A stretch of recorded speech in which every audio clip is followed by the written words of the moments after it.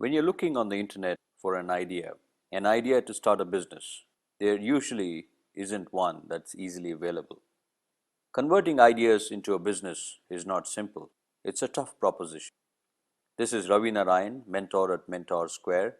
We will discuss today what is an opportunity, how do you sift through ideas and make them into an opportunity to create a business. Ideas come from various places. They're technologically driven, market driven, or execution driven. Let's take a look at the technologically driven ideas. These could be ideas like creating a more powerful search engine than Google. It could be using machinery to create top quality widgets, so in greater quantity.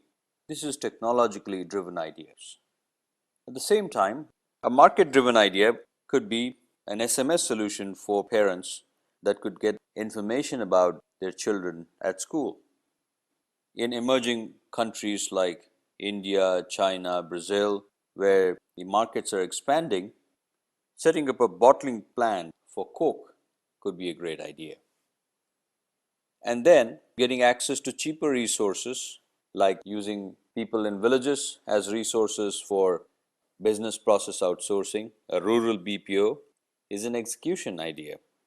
Or going into new markets with a very well defined product or service, accessing a completely new market which can afford greater revenues, greater profits, is an execution idea. Now, sifting through these ideas is something that has been done time and time again.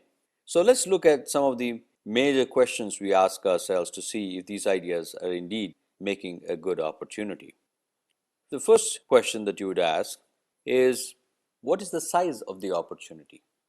So, in the different ideas that I discussed earlier, let's just pick the SMS solution as an idea that is being evaluated to be an opportunity. In a city like Edu City, which has 50,000 kids in about 100 schools, we're looking at about 500 kids per school. And if there is one parent for every two children, we have about 25,000 parents who will be eager to know what their children are doing in the school. This is the overall market. So if there are hundreds and thousands of cities, we are looking at a huge opportunity. What is the pain or the pleasure gap? In this case, first of all, is there a pain gap or a pleasure gap? I would say there's a pain gap. What are the pain gaps? The pain gaps are: parent wants to keep in touch with the school, the teachers and the administrators. Parent wants to be on top of the children's progress despite their busy schedule. And they want to be alerted as soon as possible of closures, holidays and other major events. So there is indeed this need, this pain gap, which a solution like this will address. How intense is this pain? Is this pain so intense that it has to be attended to immediately? Is it a painkiller kind of solution? Or is it something that will be nice to have? If everything works out, there's no great urgency, then it's a vitamin. I would place this as a vitamin kind of a solution. Is the value proposition a strong one? It is indeed looking to be a strong one. Is the value that the parents are going to get out of this solution very strong? It does look like it's a strong solution. But at the same time, the parents may not be ready to pay a whole lot of money for this, because this is something that's over and beyond what the school is already providing them. Is there an entry barrier for a solution like this?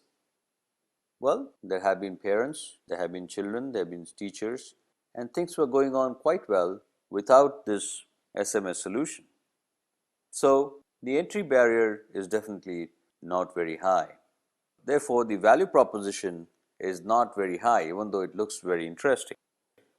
Talking about entry barrier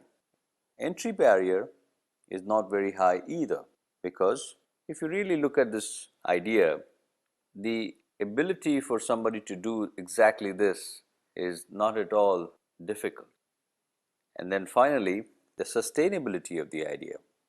As long as they are parents, as long as they are students, and as long as there is this anxiety and eagerness to know about how the students are doing, by the parents, the opportunity will continue. And along the way, we know that times are getting more and more hectic for the children and for the parents.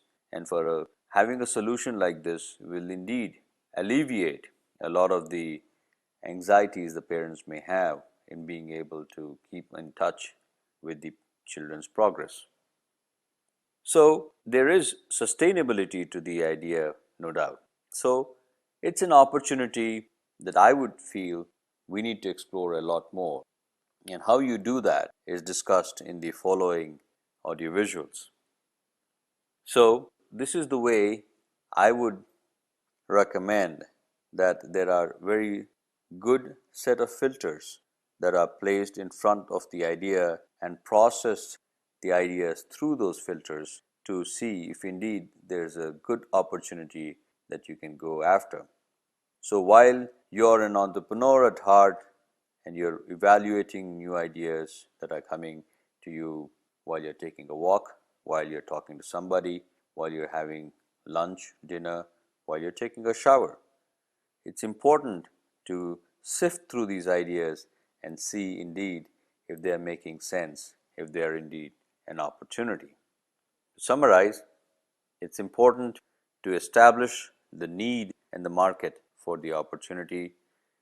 Look at the size of the opportunity, understand if the solution, if the idea is a vitamin or a painkiller, assess the entry barriers for an idea, and finally, see if this idea is indeed sustainable and therefore is this an opportunity that you want to go after. And if it is so, then let's take the opportunity through the next set of filters in the following audiovisuals. Thank you.